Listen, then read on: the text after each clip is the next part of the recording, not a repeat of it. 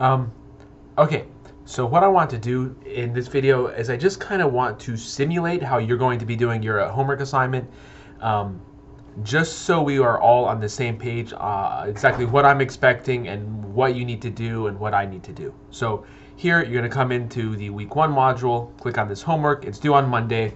Again, the main thing that we're doing in this project or in this assignment is making sure that we have Anaconda and Python downloaded.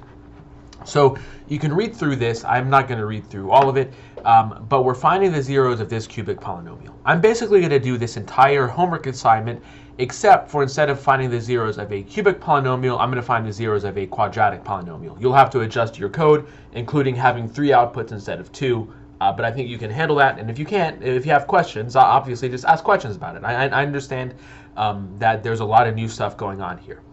Okay. So the first thing, you're going to download the template that I gave you, which is here. And this one, it's easy enough to just copy what I have written, but typically you're going to need to download the template. Okay, so homework 1-1 is what it's downloaded as, because I already have a homework 1 there. So I've got, whoops, let me find where I... Okay, so it's in my download folder, so I'm going to go to downloads. For some reason that I don't understand, the file chooser is taking a long time to open the subdirectories. Okay, so here we go. This is the one that I want to open, so I'm going to open it up.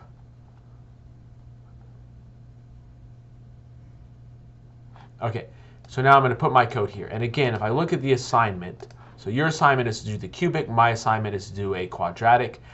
So I have to import the math library. So the template already has that there. You must import the library, but that's the only one you can use. So if you could find some package out there, you can't use that. Or you can only use the math library is what I'm saying. Also, you have to use the variables a, b, and c, similar to what I did here, except for the one I'm doing, it'll be ax squared plus bx plus c. And then x1, x2, and x3 should be the output variables, and you must use the print function as well, similar to what I did in my assignment as well. And actually, let me even make this a little more clear here. Hold on a second. Okay, so I just made it a little more specific. You must use the print function as well to print output in the form x1 equals, value here goes whatever the value of x1 is, x2 whatever the value of x2 is, and x3 whatever the value of x3 is. Okay. But for me, it'll just be x1 and x2. For the one I'm doing to illustrate, it'll just be x1 and x2. Okay, so you should look something like this. A is equal to 1. I'm just going to do b is equal to 0. C is equal to minus 1. Okay, now you can give these values. I will be, when I run your code and test it, I'll be giving them my own values. You can put the values there like this. And then I'm going to say x1 is equal to minus b minus math.square root, so b squared minus 4 times a times c divided by 2 times a. That's going to be my first x1. My second x1 is going to be this, x2, but I'm going to change this to a plus.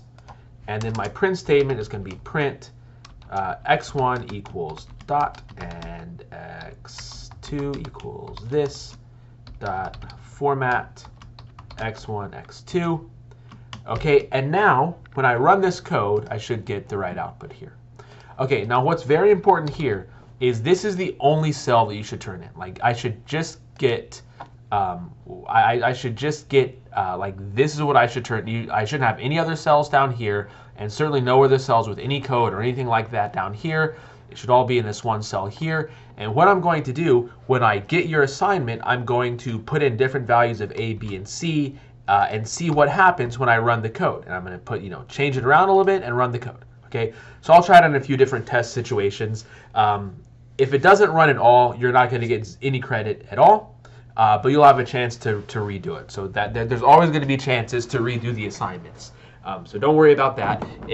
For full credit, you're always going to be able to redo the assignments for full credit if you don't get the homework assignments, not the projects. You're always going to be able to redo the assignments for full credit because I know a lot of this is new. So for example, if you got everything working right, and if you're like me, your kid distracts you, you hit this backspace before you get a chance to run it again, you download it, you turn it in, you run it, there's a problem here. This assignment would give, this submission would give 0 points, but you would have a chance to resubmit it. Okay. Okay, so that's that. Now, what exactly are you going to turn in? Well, to turn this in, you're going to turn in the .ipnyb file. That is the notebook file. So you're going to come down here, do download. So now it's downloaded this. So here it's homework 1-1, okay, because I have so many different files. So if I go here, I'm going to start assignment, submit assignment. I'm going to go over here to downloads. I believe this is the one that I just did. Okay. Submit assignment, and that's going to be it. And now what I have is going to be this assignment here, and then I'm going to run it. Okay, so I hope this makes sense.